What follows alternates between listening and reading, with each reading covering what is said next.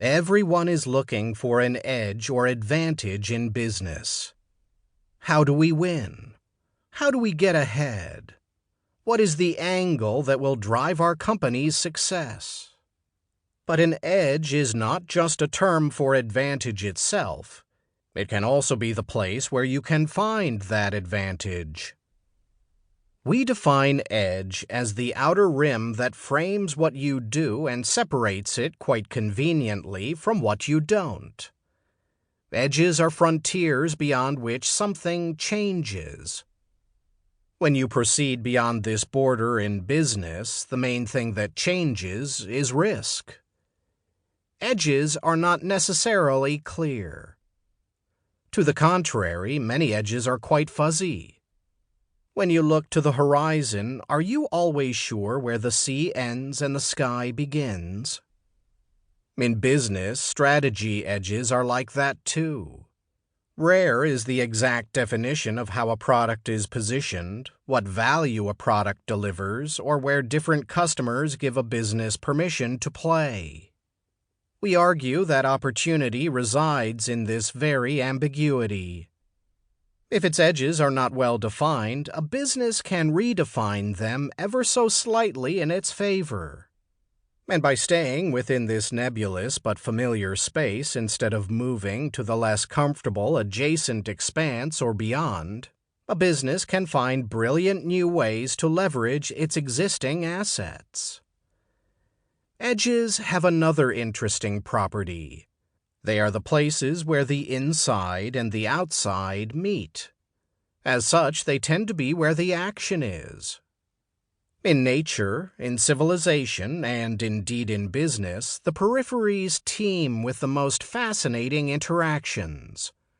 Where things meet, opportunities abound. Let's start there.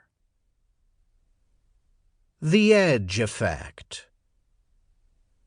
Ecologists call the phenomenon we just described the edge effect.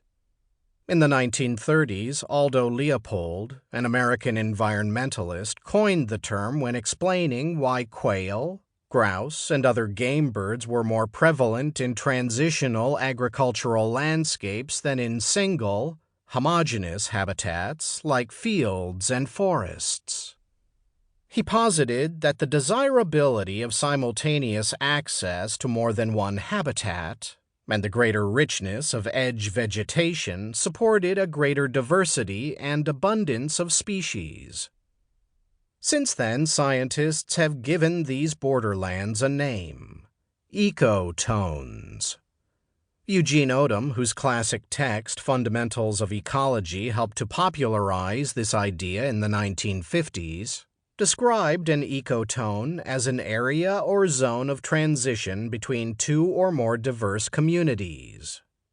He was thinking about the border between forest and grassland or between sea and shore. Places of transition between two ecosystems, such as the edge of forests, shorelines, wetlands, cliffs and mountainsides, estuaries, savanna, tundra, and deserts, are where the greatest diversity and opportunity exist for both flora and fauna. At the edges, the populations, resources, nutrients, lights, and food from both ecosystems mix. Some species exist only in ecotones, given the uniquely fertile environment that the combination of the two worlds creates. Odum's work illuminated why these transitions are particularly fecund and helped explain why 90% of marine species live within the 10% of ocean nearest the shore. But the edge effect also helps to answer other questions that stretch far beyond the natural world.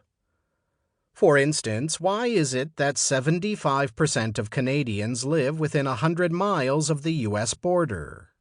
Here, along a 4,400-mile stretch of land, lies the possibility of doing business with the biggest economy in the world.